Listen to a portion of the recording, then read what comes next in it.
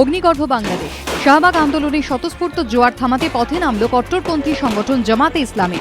রাজধানী ঢাকা থেকে শুরু করে পাবনা, চট্টগ্রাম, রাজশাহী। শনিবার দিনভর দেশের নানা প্রান্তে জামাতের নেতৃত্বে তাণ্ডব চলল।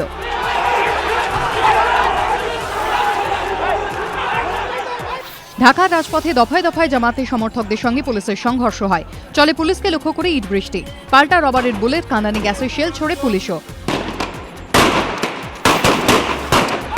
শনিবার সংঘর্ষে আরও দুজনের মৃত্যু হয়। 12 জন সাংবাদিক সহ আহত 50-এরও বেশি মানুষ। 71-এর মুক্তিযুদ্ধে পাকিস্তানের পাশে দাঁড়ানো আব্দুল কাদের মোল্লার ফাঁসির দাবিতে ইতিমধ্যেই পথে নেমেছে তরুণ বাংলাদেশ। জামাতকে নিষিদ্ধ করার জন্য 26শে ফেব্রুয়ারি পর্যন্ত সময়সীমা বেঁধে দিয়েছে ঢাকার শাহবাগ স্কোয়ারে স্বাধীনতা প্রজন্ম। এরপরই পাল্টা পথে নামে জামাত। কট্টরপন্থী এই সংগঠনের বিরুদ্ধে চক্রান্তের অভিযোগ তুলেছেন বাংলাদেশি বিদ্যুৎজনীদের একাংশ। অন্যদিকে রবিবার দেশজুড়ে হরতালের ডাক দিয়েছে জামাত সহ 12টি কট্টরপন্থী সংগঠন। পরিস্থিতি সামাল দিতে এবার আধা সামরিক বাহিনী নামানোর পথে হাঁটতে চলেছে বাংলাদেশ সরকার।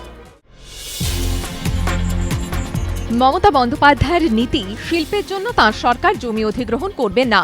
শিল্পপতিদেরই কৃষকদের থেকে জমি কিনে নিতে হবে। কিন্তু এই নীতিকে আঁকড়ে থাকলে রাজ্যে কি শিল্প আসবে? বিভিন্ন মহল বারবার এই প্রশ্ন তুলছে। এই পরিস্থিতিতে সিপিআই কৃষক সংগঠন প্রাদেশিক কৃষক সভাও দাবি করল, জমি কেনার ক্ষেত্রে সরকারকে হাত গুটিয়ে থাকলে চলবে না। তাদের মত, সরকার জমি অধিগ্রহণ না করলেও শিল্পপতিদের জমি কেনার ক্ষেত্রে তাদের সাহায্য করতে হবে, তৈরি করতে হবে শিল্প সহায়ক পরিবেশ। প্রাদেশিক কৃষক সভার দাবি, নতুন জমি অধিগ্রহণ বিলে রাজ্যের হাতে আরও বেশি ক্ষমতা দিক কেন্দ্র। চাহিদা বদলাচ্ছে মানুষের। এখন আর শুধু কোনো রকমে গন্তব্যে পৌঁছানোই নয়, স্বাচ্ছন্দ্য চান যাত্রীরা।